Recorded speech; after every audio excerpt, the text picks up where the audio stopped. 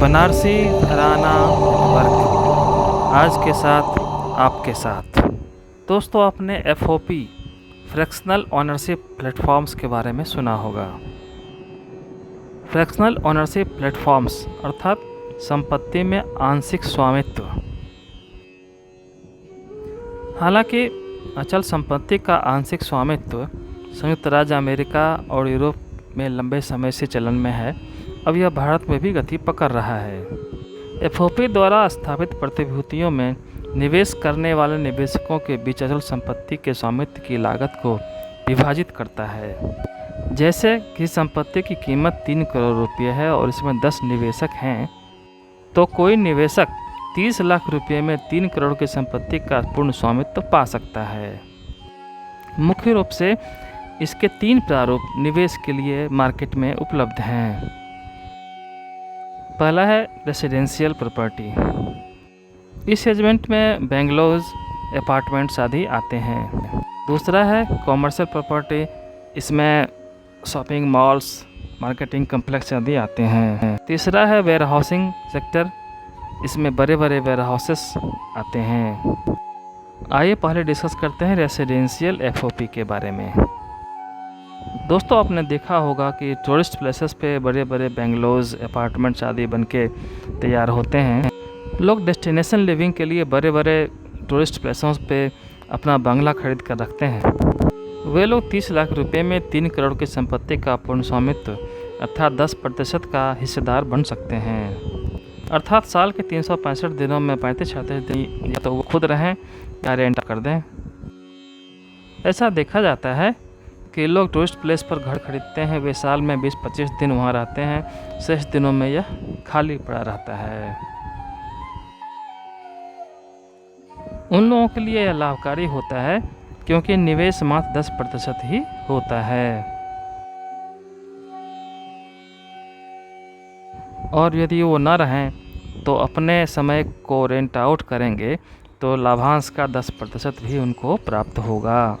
दूसरा segment commercial properties का होता है। कॉमर्शियल प्रॉपर्टीज़ में भी बड़ी कीमत की प्रॉपर्टी आंशिक लाभांश में प्राप्त की जा सकती है, जिसमें निवेशक को निवेश प्रतिशत के बराबर लाभांश मिलता रहता है। बड़े बड़े शॉपिंग मॉल, मार्केटिंग कम्प्लेक्स आदि इस सेगमेंट के निवेश के दायरे में आते हैं। इस सेगमेंट में भारतीय बाजार में निवेशकों का रुझान देखा जा रहा है और यह सेगमेंट बनिस्पत ज़्यादा कम जोखिम भरा होता है, इसमें लाभांश हमेशा मिलता ही रहता है। तीसरा और सबसे महत्वपूर्ण सेक्टर है वेयर हाउसिंग क्षेत्र। व्यावसायिक गतिविधियों के बढ़ने से वेयर हाउसेस के डिमांड काफ़ी बढ़ गए हैं। इसमें भी निवेश प्रतिशत के बराबर लाभांश मिलता रहता है क्योंकि इसमें जोखिम सबसे कम है और यह हमेशा उपयोग में रहता ही है। बड़ी बड़ी कंपनियां स्वयं निवेश न करके वेयर हाउसेस को रेंट पर लेती हैं। वेयर हाउसिंग को इस तरह के निवेश का फेवरेट सेगमेंट माना जाता है।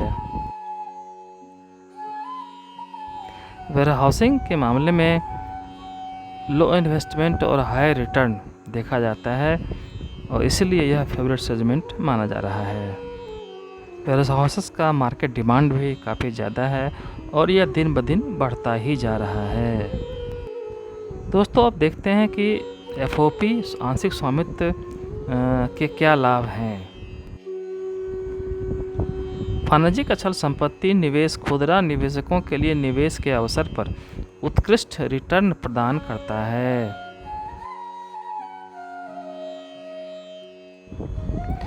अंश स्वामित्व प्रबंधन कंपनियां किराया एकत्र करना और किराएदार प्रबंधन में मदद करना आसान बनाती हैं।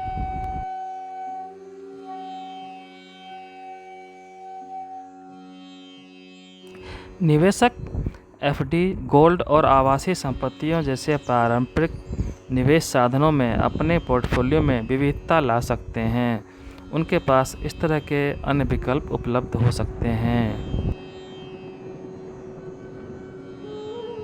फ्रैक्शनल मालिक हर महीने शानदार रिटर्न के लिए संपत्ति के अपने हिस्से को पट्टे पर दे सकते हैं और इस पट्टे अर्थात लीजिंग का उनको लाभांश प्रतिमाह या प्रतिवर्ष प्राप्त होता रहेगा। आइए दोस्तों देखते हैं इस क्षेत्र में जोखिम क्या क्या हो सकते हैं। पहला देखते हैं रेजिडेंशियल एफओपी में क्या क्या जोखिम हैं। रेजिडेंशियल सेक्टर में समय अवधि पर विवाद हो सकता है, अर्थात आप जब रहना चाहें उसमें दूसरे ऑनर भी रहना चाहें। संपत्ति के बेचने पर समस्या हो सकती है क्योंकि आप अपने अंश को ही बेचने के हकदार हैं। कॉमर्शियल और वेयरहाउसिंग में जोखिम काफ़ी कम होता है क्योंकि इसमें समय संबंधी कोई विवाद नहीं हो सकता। व्यावसायिक गतिविधियों में काफ़ी वृद्धि होने से वेयरहाउसिंग तथा कॉमर्शियल सेक्टर में काफ़ी उछाल देखा जा रहा है। आशा है ये जानकारी आपके लिए फ़ायदेमंद होगी। सब्सक्राइब करें। धन्यवाद।